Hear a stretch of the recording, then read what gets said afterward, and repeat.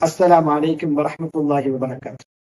அன்பான இஸ்லாமிய நேயர்களே, அல்லாஹ்வினுடைய நல்லடியார்களே, அல்லாஹ் சுப்ஹானஹு வ தஆலா கண்ணியமிக்க புண்ணியங்கள் பூத்து குலுங்கக்கூடிய இந்த உலகத்தின் அருள்களை எல்லாம் அள்ளி கொட்டி வாரக்கூடிய வழங்கக்கூடிய ஒரு கண்ணியமிக்க ரமலான், சங்கை மிக்க ரமலான் எல்லோரும் இருக்கிறோம்.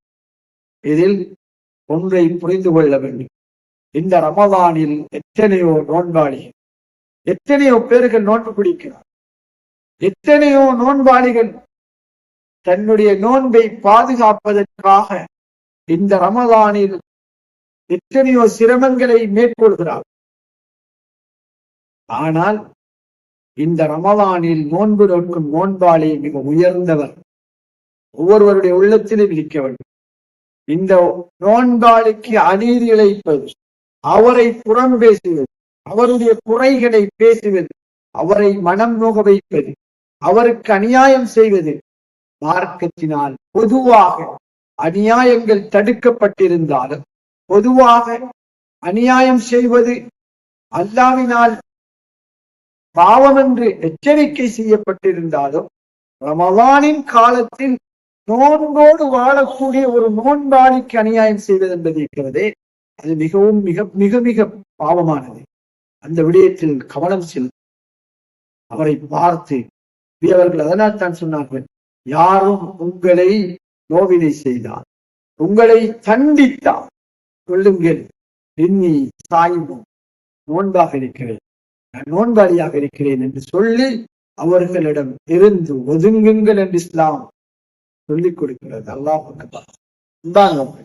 காரணம், ரமலானுடைய நோன்பு பாதுகாக்கக்கூடியதாக இருப்பதனால் ஒருவர் அநியாயமாக ஏசுகிறார், ஒருவர் அநியாயமாக ஒரு நோன்பாளியை திட்டுகிறார், ஒருவர் அநியாயமாக ஒரு நோன்பாளியினுடைய மனதை நோவடிக்க முயற்சி செய்கிறார்.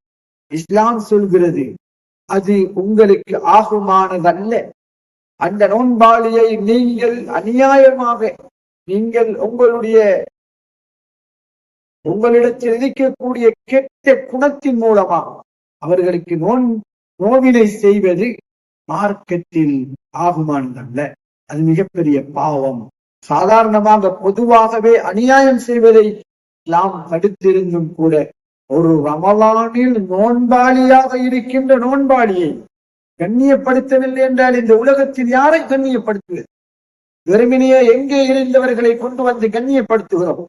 அவர்களுக்கும் தொழுகைக்கும் மார்க்கத்திற்கும் இஸ்லாத்திற்கும் எந்த தொடர்புமே இருக்க மாட்டார். ஆனால் அவர்கள் கண்ணியப்படுத்தப்படுகிறார்கள், புகழப்படுகிறார்கள் உலகத்தில் ஒரு விடயத்தை செய்ததற்காக.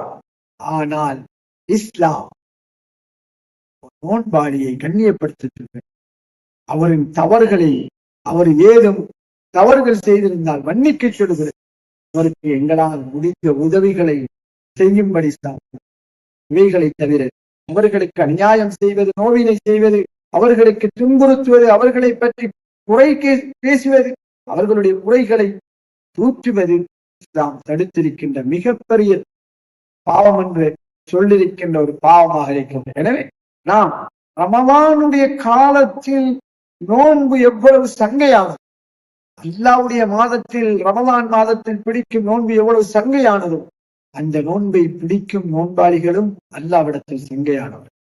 அன்பானவர்களே, நாம் நோன்பாளிகளை நோவினை செய்வது, அவர்களை பற்றி தவறாக பேசி தூற்றுவது, அந்த பாவத்தை விடுவோம்.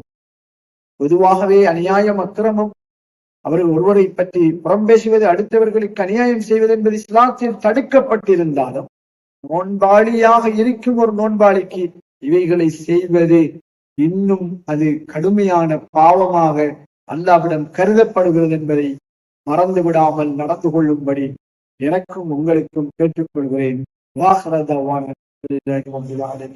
வஸ்ஸலாமு அலைக்கும் வரஹ்மத்துல்லாஹி வபரகாத்துஹு.